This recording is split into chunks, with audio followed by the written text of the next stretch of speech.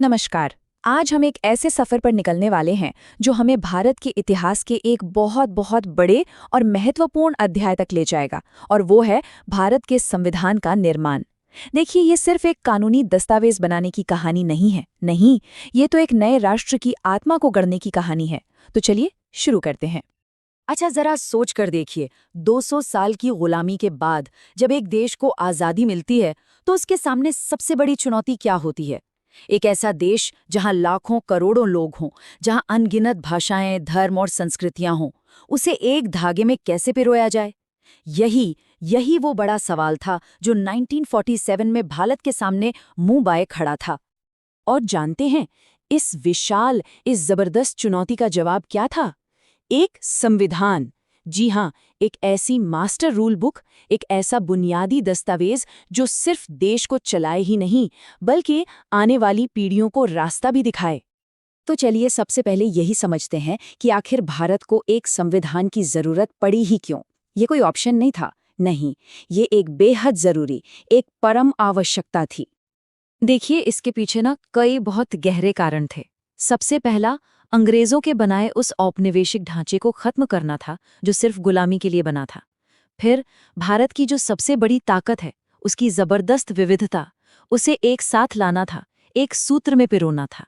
साथ ही ये भी पक्का करना था कि हर एक नागरिक को कुछ ऐसे मौलिक अधिकार मिले जो उन्हें सरकार की मनमानी से बचा सकें और देश को असल मायनों में एक लोकतांत्रिक गणराज्य बना सकें। और शायद सबसे जरूरी बात, सदियों से जो सामाजिक भेदभाव चला आ रहा था, उसे जड़ से मिटाकर न्याय और समानता की नींव रखना। इन सब के लिए शासन का एक साफ सुथरा, एक स्पष्ट ढांचा होना तो बेहद जरूरी था।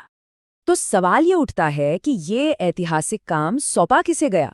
खैर, ये जिम्मेदारी दी गई थी संविधान सभा को, यानी कॉन्स्टिट्यूएंट असेंबली को।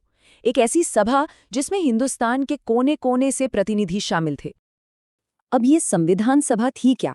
आसान भाषा में कहें तो ये चुने हुए और मनोनीत प्रतिनिधियों का एक समूह था, जिनका एक और सिर्फ एक काम था, भारत के लिए एक नया संविधान बनाना, उसका मसौदा तैयार करना और फिर उसे अपनाना।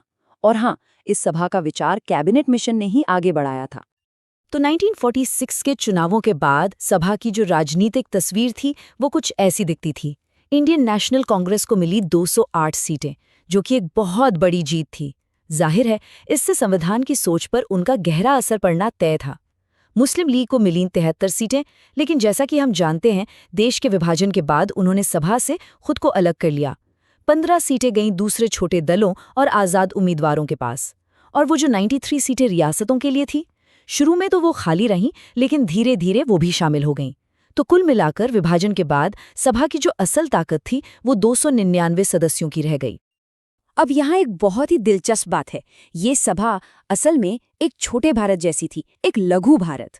आप सोचिए, इसमें हिंदू, मुस्लिम, सिख, पारसी, एंग्लो इंडियन, भारतीय, ईसाई, अनुसूचित जाति, जनजाति, पिछड़े वर्ग, हर किसी के प्रतिनिधि थे। और कमाल की बात यह है कि इन सभी समुदायों से महिलाएं भी शामिल थी। ये दिखाता है कि सभा कितनी समावेशी थी। अब एक और बड़ी समझदारी की बात, हमारे संविधान बनाने वालों ने ऐसा नहीं किया कि सब कुछ शून्य से शुरू करें। नहीं, उन्होंने दुनिया भर के संविधानों को पढ़ा, उनका अध्ययन किया और जो भी अच्छे विचार मिले उन्हें भारत की जरूरतों के हिसाब से ढाल लिया। तो चलिए देखते हैं कि कैसे ये पूरा वैश्विक ताना बाना बुना गया। सबसे पहले तो ये जानना जरूरी है कि हमारे संविधान का जो ढांचागत हिस्सा है ना, मतलब सरकार का पूरा स्ट्रक्चर, वो काफी हद तक 1945 के गवर्नमेंट ऑफ इंडिया एक्ट पर आधारित था। अब ये अंग्रेजों का बनाया हुआ कानून था, काफी लंबा चौड़ा था। तो इसका इस्तेमाल क्यों किया?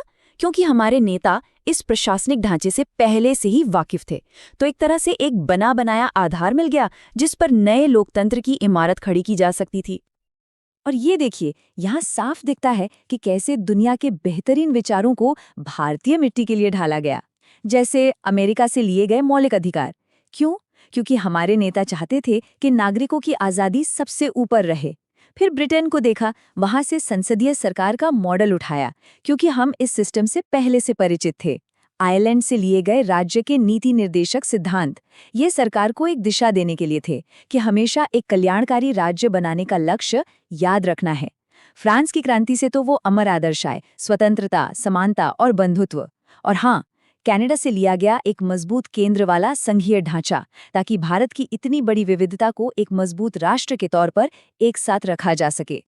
और पता है, संविधान की जो मूल पांडुलिपि है, वो सिर्फ एक कानूनी किताब नहीं है, वो तो कला का एक बेहतरीन नमूना है। सुलेख यानी कैलीग्राफी का एक शाहकार। उसके हर पन्ने पर जो कलाकारी की गई है, वो एक नए राष्ट्र के गौरव का, उसकी कलात्मक विरासत का प्रतीक है। तो इस पूरी की पूरी अविश्वसनीय प्रक्रिया का नतीजा क्या निकला?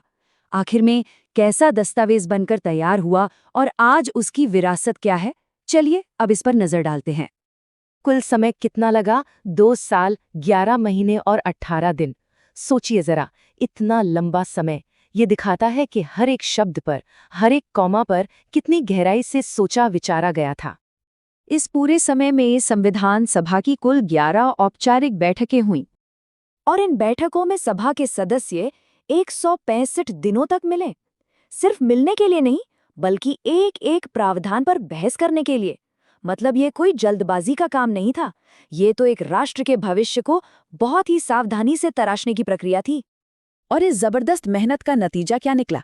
एक ऐसा संविधान जिसमें शुरुआत में 395 अनुच्छेद थे, जो अब संशोधनों के साथ 448 तक पहुंच चुके हैं। और ये इसे दुनिया का सबसे लंबा लिखित संविधान बनाता है। क्यों है इतना लंबा? क्योंकि ये भारत की जटिलता को, यहाँ के लोगों की उम्मीदों को अपने आप में समेटे हुए है।